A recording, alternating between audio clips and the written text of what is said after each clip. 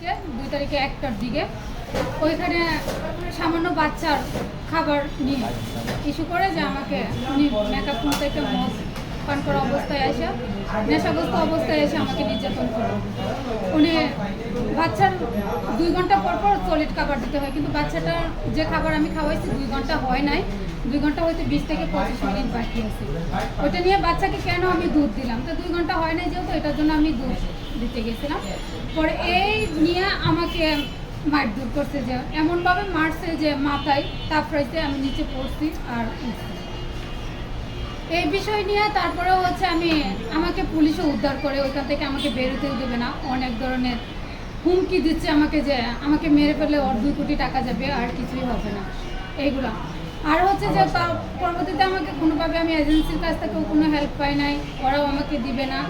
তারপরে আমি নিরুপায় হয়ে 349-এ ফোন দেই। ফোন দেওয়ার পরে আমাকে ওনারা এসে উদ্ধার করার পরে আমি ওইখান থেকে বেরিয়ে কর্মিটোলা হসপিটালে যাই রিক্সাওয়ালাকে নিয়ে। তারপরে হসপিটাল থেকে আবার আমি কাদের বাসায় যাই। এগুলো নিয়ে আমি থানায় কোনো সুষ্ঠু বিচার পাই নাই। পরে আমি যে কোর্টে মামলা করলাম, মামলা করার পরে আর কি যে এগুলো হয়েছে। আর এখন আমার এই বিষয় নিয়ে তিনটা দাবি আছে, যেটা হচ্ছে এক হচ্ছে যে সিসি ফুটেজ দেখে প্রশাসন সিসি ফুটেজ দেখে সঠিক তদন্ত করে একটা সুষ্ঠু বিচার দিবে।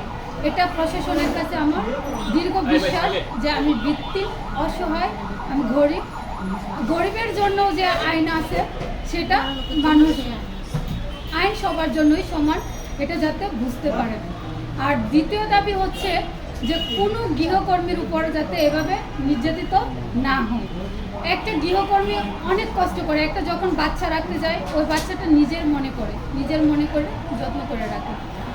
আর তৃতীয় দাবি হচ্ছে যে বাংলাদেশ থেকে যে প্রবাসে যায় গৃহকর্মীরা, ওরা অনেকে লাশ হয়ে বাংলাদেশে ফিরে আসে, ওদের কোনো না করা হয় সাহায্য, না করা হয় কোনো কিছু, নিরুপায় হয়। কিন্তু এই বিষয়গুলো নিয়ে যেন সরকার, এখন উপদেষ্টা যারা আছে সবাই যেন ওইটার দিকে নজর দেয় আর ওইটা যেন দ্রুত গতিতে একটা আইন বিচার সুষ্ঠু নির্ধারণ করে। কি কি নির্যাতনের সম্মুখীন হতে হয়েছে আপনি? আমার নির্যাতনের সম্মুখীন হতে হয়েছে, আমাকে তো এক কাজের কথা বলে নিয়ে সব কাজই করাতো। আমার কথা ছিল যে একটা বাচ্চা দেখাশোনা করার জন্য আমার 2টা বাচ্চা দেখাশোনা করতে হতো, রান্না করতে হতো। তারপর হচ্ছে ওর বাসায় সবসময় আতঙ্কতে থাকতে হতো, কোন সময় কি হয় না হয়, কোন সময় কার গায়ে হাত তুলতে, তার কোনো ঠিক ঠিকানা নাই, না আছে খাওয়া ওইখানে, না আছে কোনো।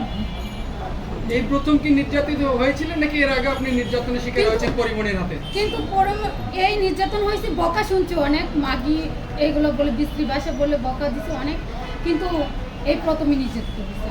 আচ্ছা, এই যে ঘটনা হয়েছে তখন বাসায় কে কে ছিল? বাসায় ছিল সৌরভ ছিল, পরিমণি ছিল, আর বৃষ্টি ছিল, আর আরেকটা ছেলে ছিল আমাদের নেতৃত্বে। আচ্ছা, আপনার কি কাজ ছিল? আপনি যে বাসায় থাকতেন? আমার কাজ ছিল যে শুধু একটা বাচ্চা দেখার, বলে নিয়েছিল যে একটা বাচ্চা দেখার কাজ, কিন্তু পরবর্তীতে আমার যাবতীয় কাজ করতে হয়, শুধু একটা বাচ্চা না। আবার এই ঘটনাগুলো আমরা আগেরবার যে ঘটনা, আপনি তো আরো আগে সংবাদ সম্মেলন করেছে, এগুলো সবই জানি। এখন এই যে 1 মাস পার হয়ে গেছে, আপনি তো মামলা করেছেন, তারপরে এখন কি পরিস্থিতি, আপনাকে কোনো প্রভাব তারা কোনো করতেছে কিনা এগুলো বলেন, এগুলো আমরা জানি আপনার কি হয়েছিল আগেরবার। কারণ হচ্ছে কি, আমি তো মেসেজ তো পাচ্ছি